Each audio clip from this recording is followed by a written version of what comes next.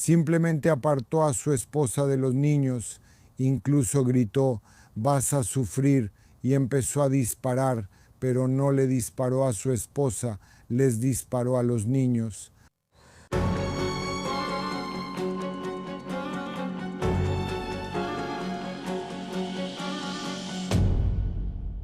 Hola, bienvenidos a otro episodio de Patrulla Criminal. No, lo que sucedió en Prusice, en la Baja Silesia, como se suele decir, supera la comprensión humana, una tragedia inimaginable.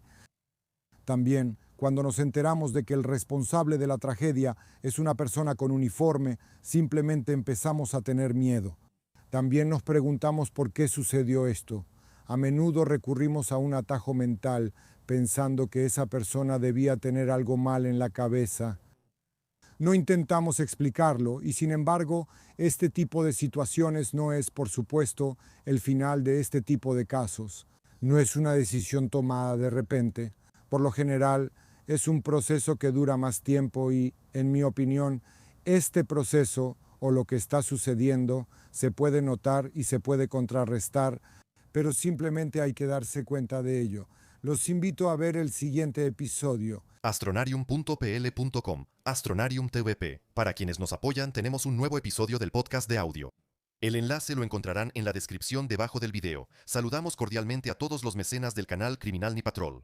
En los niveles más altos nos apoyan Mona Mónica, Piotr Lipcha, Ana María KRK, Kinga Struska, Wira y Dorota Kovaluvka. Muchas gracias. Si quieres apoyarnos, haz clic en el enlace en la descripción debajo del video. Adam era funcionario del servicio penitenciario.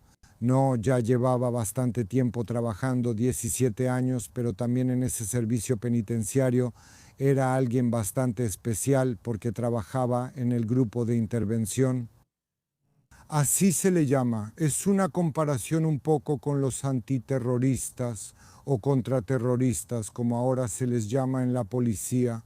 O sea, ellos entran donde normalmente otros oficiales tienen miedo de entrar, donde hay riesgo, donde simplemente se puede perder la vida o salir gravemente herido. No, Adam entraba justamente en ese tipo de situaciones marcadas por un alto riesgo y por la posibilidad de que simplemente le pudiera pasar algo.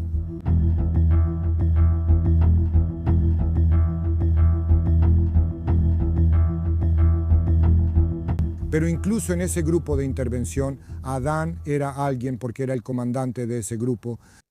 Si uno mira la foto de ese grupo, ve a hombres fuertes, decididos, atléticos, justo como deberían ser. También ellos deberían inspirar respeto, admiración y miedo entre aquellos en quienes intervienen. Y de hecho intervienen todos los días. Entre los presos, es decir, entre aquellos que a menudo no respetan la ley en absoluto. Son asesinos, son violadores, son personas sospechosas de diversos delitos que no solo no respetan la ley, sino que tampoco respetan a otras personas. Adam dirigía precisamente un grupo de intervención así. Eso también se debía a lo que hacían. Aparecían o entraban con pasamontañas armados y decididos. Gritan, empujan, te tiran al suelo. Así es como trabaja un grupo de intervención. Exactamente de eso se trata, de que con su comportamiento, con cierta agresividad, pero digamos una agresión controlada, neutralicen el peligro. Muchas veces son situaciones muy extremas, porque puede ser un motín de presos o el ataque de una persona furiosa que quiere matar a otros. Y por supuesto, uno de los presos que entra en ese tipo de furia, en ese ambiente trabajaba Adán.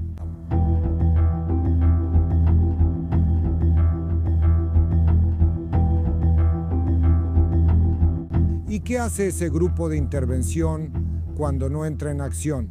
Pues simplemente la mayoría de las veces entrenan, se mantienen en buena forma, tienen que estar en buena forma física porque nunca se sabe cuándo llegará una llamada, cuándo pasará algo.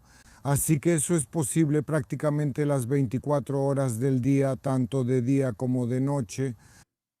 Y esa es la naturaleza del trabajo. O sea, todo el tiempo tienes que estar de alguna manera en tensión. Siempre tienes que estar listo para la acción. Así que aquí no se puede hablar de ninguna normalidad. De eso de que empezamos a trabajar a las 8, terminamos a las 16 y nos vamos a casa.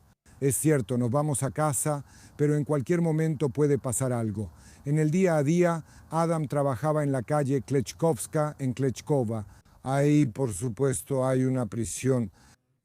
Tenía muy buena reputación entre sus superiores porque, siendo comandante, no solo dirigía esas acciones, sino que también asistía a entrenamientos. Otras prisiones lo invitaban para que capacitara a otros funcionarios en diferentes centros penitenciarios. Esto demuestra que realmente tenía una reputación muy alta.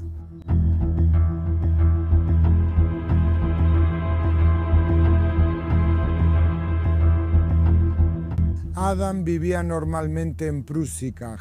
Es un pueblo cerca de Wrocław. Vivía junto con su esposa. De hecho, el trabajo de Adam no le era ajeno a su esposa porque ella también era educadora penitenciaria en otro centro penitenciario, así que conocía la naturaleza de esa profesión.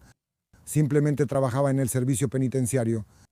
Entonces vivía con su esposa, vivía con 2 hijos, una niña pequeña de apenas 5 años y un hijo de 9 años.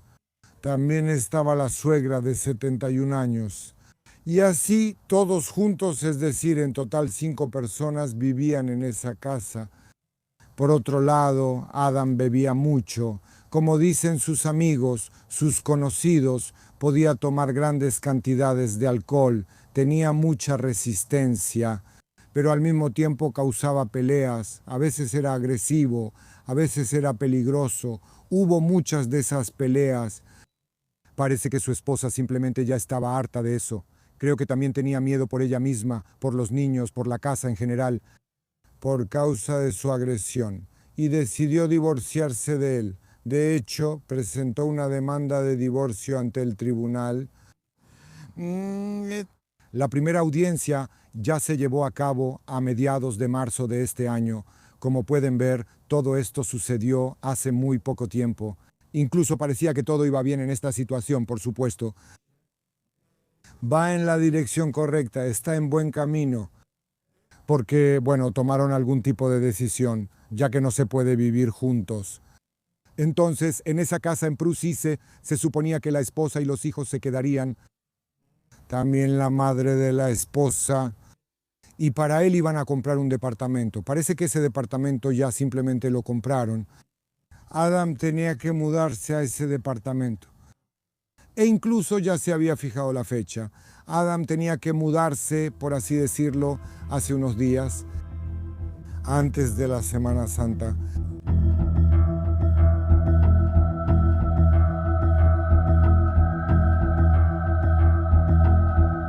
Pero parece que también había otra razón por la que la esposa quería divorciarse de Adam. No era solo su inclinación hacia el alcohol, sino también su inclinación hacia otras mujeres. Parecía que esos viajes de trabajo, esas capacitaciones, claro que existían. Pero también era el momento en que coqueteaba con otras mujeres. Creo que no tenía problema con eso, pues era un hombre guapo. Podía gustarles y de hecho les gustaba a las mujeres. Así que no tenía problema para ligar con mujeres. Bueno, de alguna manera esto es el servicio penitenciario, como en otros ambientes. Es una especie de círculo cerrado. Tarde o temprano, por supuesto, la esposa tenía que enterarse de esto, así que probablemente lo sabía, probablemente lo sospechaba. Que hay otras mujeres. También parecía que sus compañeros simplemente lo cubrían durante esos viajes. Así que eso también pasaba. Esa fue la segunda razón por la que su esposa simplemente quería separarse de él, porque estaba harta de un hombre así. Es obvio, es un estrés enorme lo que pasaba en esa casa porque seguramente las cosas iban mal desde hace mucho tiempo. El caso de divorcio. La esposa de alguna manera estaba agotada física y mentalmente. Entonces sus amigos, también su mamá, le dijeron que se fuera unos días de vacaciones. De hecho, con dificultad, pero decidió irse de viaje al extranjero. Durante ese tiempo su mamá cuidaba a los niños y parecía que eso sería una especie de escape de todo lo que estaba pasando. Pero lamentablemente en ese momento, es finales de marzo de este año, Adam está de vacaciones. Desafortunadamente también, como diría yo, normalmente pasa su tiempo libre bebiendo desde ese día. Así que el 28 de marzo hubo otra razón para beber. Fue la despedida de su colega. Uno de sus colegas simplemente se jubilaba. Ya sabes, esa reunión terminó con una fuerte borrachera. Ese día regresó a casa y empezó a armar un escándalo. Y como su esposa también iba a regresar ese día, creo que simplemente la madre la llamó, le dijo lo que estaba pasando en la casa, pues preparándola para que supiera que simplemente en la casa las cosas estaban mal.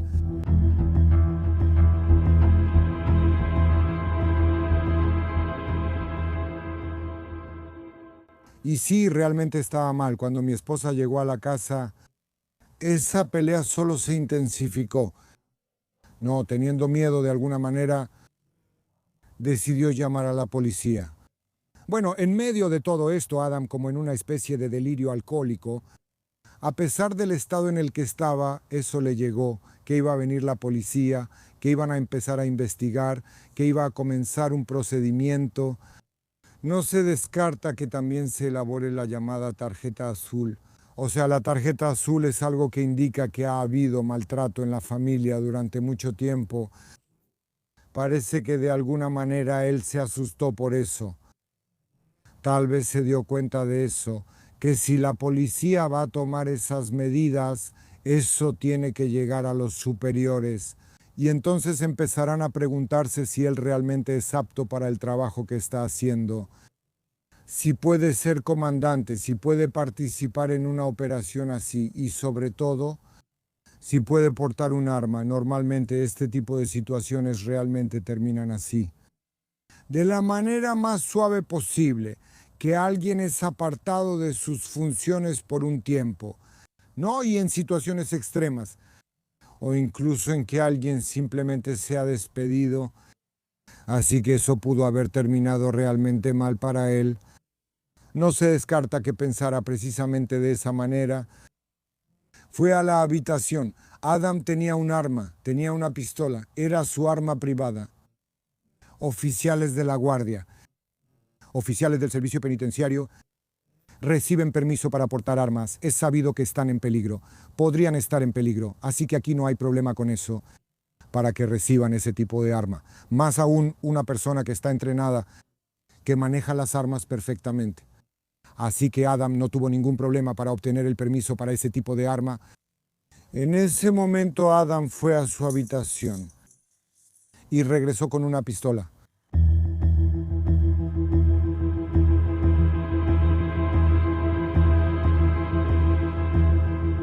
Todo esto sucedía en la planta baja de la casa cuando Adam apareció con la pistola. Primero le disparó a su suegra. La mujer cayó muerta, murió en el acto. Los demás son la esposa y 2 hijos. Todavía alcanzaron a correr arriba y ahí se escondieron en uno de los cuartos. Adam empezó a buscarlos. De hecho, los encontró en ese cuarto. Estaban abrazados de alguna manera. Juntos intentaban protegerse, pero eso también era miedo. Adam, antes de disparar, simplemente apartó a su esposa de los niños. Incluso gritó, «Vas a sufrir». Y empezó a disparar, pero no le disparó a su esposa. Le disparó a los niños. A su hija de 5 años, a su hijo de 9 años. Esa niña de 5 años es una niña. También murió en el lugar.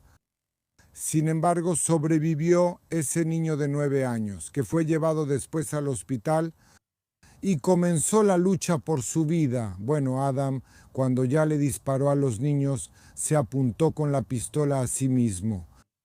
Y también se disparó a sí mismo. Y yacía junto a los niños.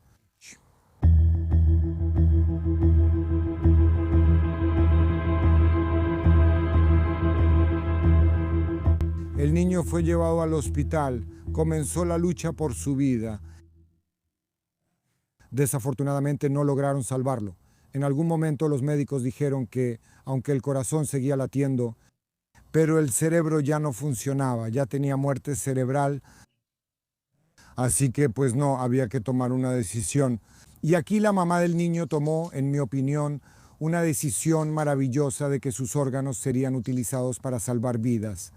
A otras personas, a otras vidas, simplemente se haría un trasplante y gracias a eso salvaría a otras personas. Así fue realmente. De hecho, la muerte del niño se confirmó hasta 3 días después. Así que el 31 de marzo también resultó que Adam sobrevivió, que estaba en estado grave, incluso muy grave. De hecho, sigue estando en ese estado, pero sobrevivió. Se sometió a 2 operaciones complicadas. ¿Qué pasará con él después? ¿Cómo funcionará? Parece que va a vivir. Pero, ¿cuáles serán las consecuencias de esas heridas que sufrió en este momento? Bueno, por supuesto, es difícil decirlo. Como siempre, este tipo de situaciones ponen en alerta a todos los superiores, ¿no? A las personas que están relacionadas con él. Aquí en este caso así sucedió. Se convocó de inmediato una conferencia de prensa, se respondieron preguntas. Siempre es importante para los superiores saber si lo que sucedió tenía relación con su servicio.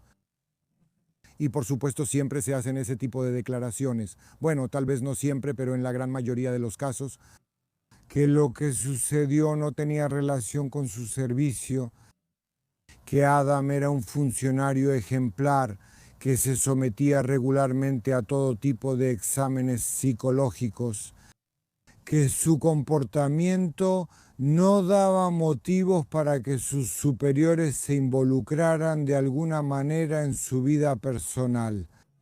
Así que, desde el punto de vista de sus superiores, de todo lo que sucedía a su alrededor, una tragedia familiar, el hecho de que disparara contra su familia, no tenía relación con su servicio. Y de alguna manera, por supuesto, se puede aceptar eso, pero en mi opinión, no del todo.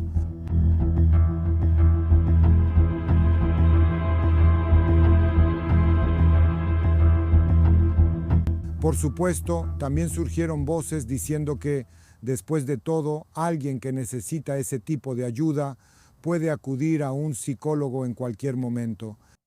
Pero otros empezaron a decir que recibir ayuda de un psicólogo es pura ficción, que después de todo, alguien que trabaja, que simplemente quiere trabajar, no va a ir al psicólogo, no le va a contar sus propios problemas, porque eso se va a saber. Y esa persona no va a poder trabajar. Por eso cuando los agentes penitenciarios van al psicólogo, no son sinceros, no dicen toda la verdad, solo dicen lo que les permite pasar de manera positiva. Ese tipo de pruebas. También se habló mucho sobre el acoso laboral, sobre el amiguismo. Bueno, normalmente también se dice eso. A menudo probablemente esas cosas no son del todo ciertas, pero sin duda es un hecho que los funcionarios están agotados, que teóricamente deberían estar a cargo de 40 reclusos, pero tienen el doble, hasta 80, que por lo tanto realizan mucho más trabajo estresante.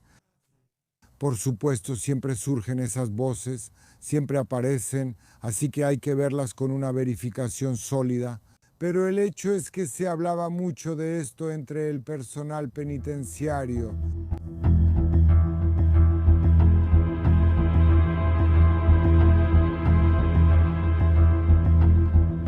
Pero en este contexto hay algo de lo que he estado hablando durante muchos años, especialmente en situaciones trágicas como esta, sobre la necesidad de sacar a los psicólogos fuera de los muros de la prisión, fuera de las comisarías y estaciones de policía. No, hoy en día es así que prácticamente si alguno de los funcionarios quiere recibir asesoría, en realidad tiene que ir con su compañero y contarle sobre varias cosas, de las que normalmente simplemente no hablamos, porque nos da pena o tenemos miedo de decirlo. Aquí todavía persiste, diría yo, un mito así. El superagente, el superpolicía, un hombre que está a toda marcha las 24 horas del día, que en cualquier momento puede entrar en acción y además siempre sonríe, tiene un hogar normal, recoge a los niños del kinder o de la escuela, que come comidas, que se va de vacaciones. No existe algo así. Eso es simplemente una utopía. Lo sé por experiencia propia, porque durante 10 años, cuando aún trabajaba en la policía, no tomé vacaciones, porque siempre me necesitaban. Así que durante 10 años, la verdad es que no tuve vacaciones. Simplemente no se puede así por tanto tiempo. Tarde o temprano tiene que llegar una especie de crisis, un colapso, porque uno pues es simplemente un ser humano y hay que ser consciente de eso. En mi opinión hay que sacar a los psicólogos fuera de los muros, fuera de las comisarías, para que cada funcionario pueda ir con un psicólogo, uno que simplemente él mismo elija, y decir toda la verdad sobre cómo se siente. De lo contrario, este tipo de situaciones se repetirán, porque la gente tendrá miedo de eso, que la información de que están mal, que tienen ciertos pensamientos, a menudo son suicidas, llegará a los superiores, y eso será el fin de su trabajo.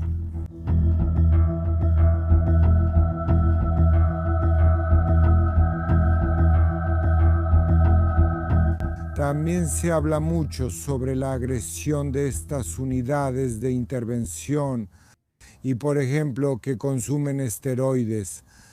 Todo eso para tener, por supuesto, una buena masa muscular, para simplemente verse intimidantes. Es sabido que los esteroides también afectan la psique humana. El segundo elemento es el consumo de alcohol, que se bebe mucho alcohol, que el alcohol es como un remedio para todo tipo de estrés que está relacionado con este servicio. Y de hecho hay mucho estrés, ya dejando de lado el simple hecho de estar en un grupo de intervención así. Pero la profesión del servicio penitenciario es una profesión muy específica. Prácticamente no hay otra profesión igual, porque aunque uno es libre, pasa gran parte de su vida en la cárcel, hablando trivialmente, simplemente está sentado. Pues la única diferencia entre un guardia y un preso es esto, que después del trabajo puede irse a casa. Pero fíjense, en realidad es un área bastante pequeña. Después de todo, la prisión no es un lugar tan grande. ¿Cuántas cosas negativas de todo tipo hay? Agresión, pensamientos, todo tipo de cosas que crean, diría yo, algo así, una atmósfera pues de alguna manera difícil de soportar. Y todos esos funcionarios, después de todo, están ahí durante muchos años y están condenados a eso, por supuesto, a todas esas quejas. También hay que tomarlo con cierta distancia, porque la mayoría de ellas provienen de los presos y ellos tienen diferentes motivaciones. También el deseo de venganza, de desquitarse con el empleado del servicio penitenciario, así que hay que verlo también de esa manera y con una verificación sólida. Pero sin duda, en esas frases, en esas opiniones, hay bastante verdad.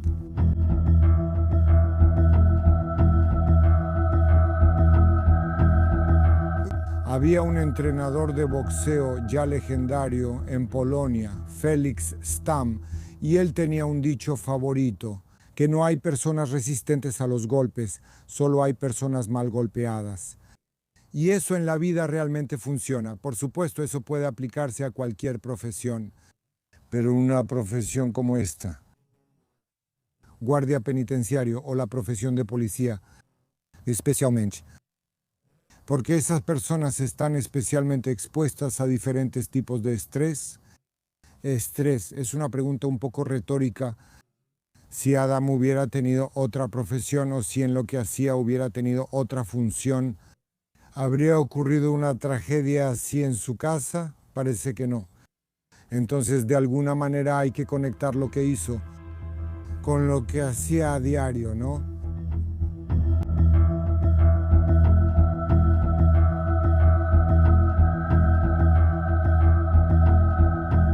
Estas situaciones en el sistema penitenciario suceden, no quiero decir que a menudo, pero cada vez son historias, diría yo, muy trágicas. Por ejemplo, la historia del director de la prisión de Stum que mató a un preso. En realidad creo que él no fue responsable penalmente, porque se determinó que simplemente no estaba en sus cabales y en el momento en que mató al preso, pues no era consciente de lo que hacía, es decir, se le diagnosticó una enfermedad mental. También, por cierto, esa enfermedad mental debió haberse desarrollado durante algún tiempo. De hecho, hicimos un episodio en el canal sobre la psicóloga que fue asesinada por un preso en la cárcel. Hicimos uno sobre otro guardia penitenciario que le disparó a los policías. ¿Recuerdan? En Siedlce en ese entonces mató a tiros a 3 agentes. Entonces, por supuesto, este tipo de casos suceden y en mi opinión cada vez hay que sacar una conclusión de ellos y la conclusión es una sola. Esa condición psicológica de la persona pues no es algo fijo para siempre y simplemente en cualquier momento puede ocurrir una crisis así.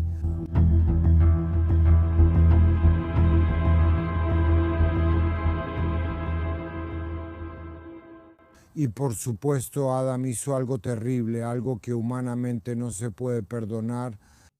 Mató a tiros a sus 2 hijos, una niña de 5 años y un niño de 9 años. Latka. Niños que confiaban en él, que querían vivir, eso simplemente humanamente no se puede perdonar. Le dijo a su esposa que iba a sufrir, ese era su propósito. Y creo que lo logró porque sin duda es difícil imaginar que la madre de esos niños pueda volver a funcionar de una manera normal. Y eso es una cosa. La otra, probablemente Adam pasará el resto de su vida en prisión. Recuerdan que desde hace poco hay nuevas leyes que dicen que la cadena perpetua no permite la salida anticipada. O sea, cadena perpetua es, hablando claro, para toda la vida. Y si alguien recibe cadena perpetua, se queda en prisión hasta el final de su vida. No hay posibilidad de salir antes de tiempo. Tal vez Adam reciba esa sentencia. Está en una situación, diría yo, bastante paradójica, en la que será vigilado por sus propios compañeros y como uno de los pocos que cometieron un delito por primera vez, sabe qué esperar en la cárcel. Y eso es todo en nuestro episodio de hoy. Por supuesto, suscríbanse a nuestro canal y como siempre, cuídense. Para nuestros patrocinadores tenemos un nuevo episodio del podcast en audio. El enlace lo encontrarán en la descripción debajo del video. Saludos cordiales a todos los mecenas del canal Patrulla Criminal. En los niveles más altos nos apoyan Mona Mónica, Piotr Lipcha, Ana María KRK, Kinga Struska, Wira y Dorota Kovaluvka. Muchas gracias. Si quieres apoyarnos, haz clic en el enlace en la descripción debajo del video.